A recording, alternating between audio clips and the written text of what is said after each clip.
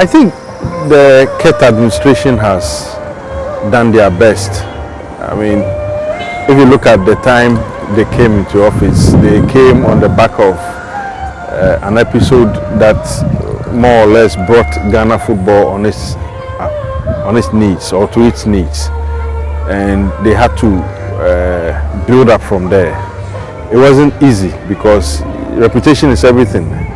The reputation of the game had been soiled terribly by that number 12 expose, and having to fight back from that point was always going to be difficult. I think, however, they started on a good note, especially the campaign of Bring Back the Love. They did well, and just when they were putting the pieces together, unfortunately, the following year into the subsequent year, COVID struck, and COVID took away a chunk of time that would have afforded them the opportunity to build on whatever they wanted to do from the scratch. But you look at it carefully and you would want to give them credit for a few things. For instance, the women's game. I think they've done well trying to put it on a high pedestal. I don't remember the last time the Women's League, for instance, had a sponsor.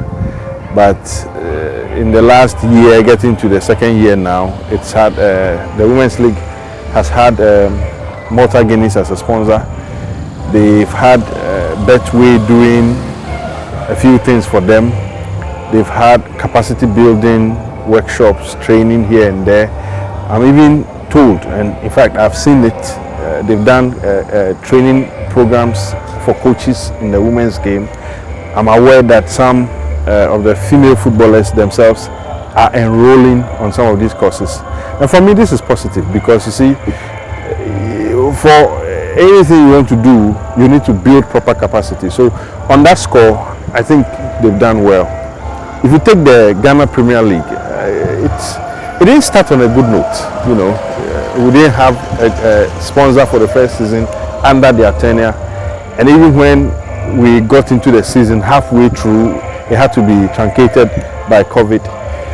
We were able to come back, and even that comeback, it had a lot of issues. I mean, we've had issues with sponsorship now.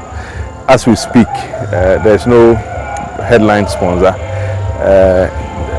There was a sponsor along the line. By the time the season ended, we were told that they will not be part of the competition again. On that score, I think it's been difficult, but there's been one or two moves to get sponsors on board, and you can't fault them.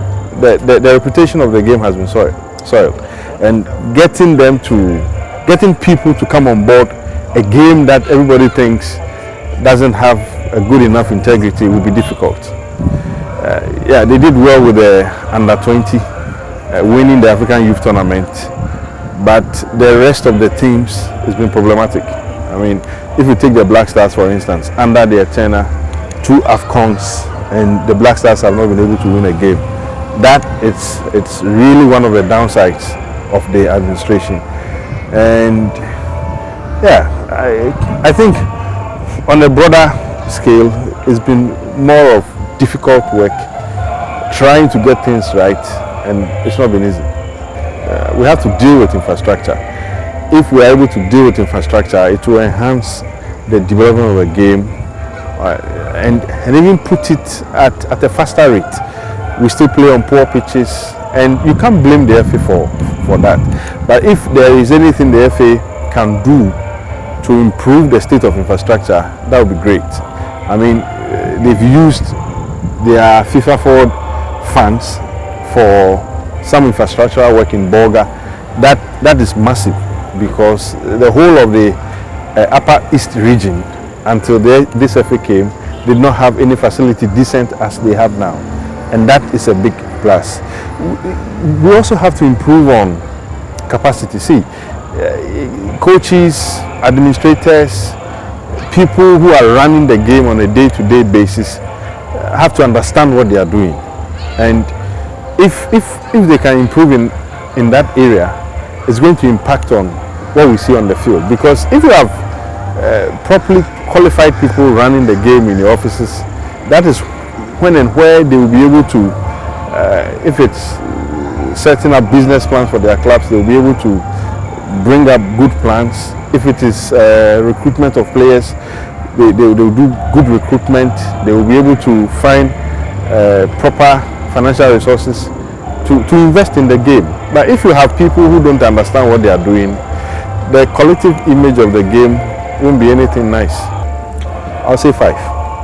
5 because there's been a lot of difficulties, but they've been able to manage and cut through those difficulties to this point. So 5 is fair. Maybe if not for COVID, the outcomes they've had so far would have been different, but for all they have done, I will give them 5.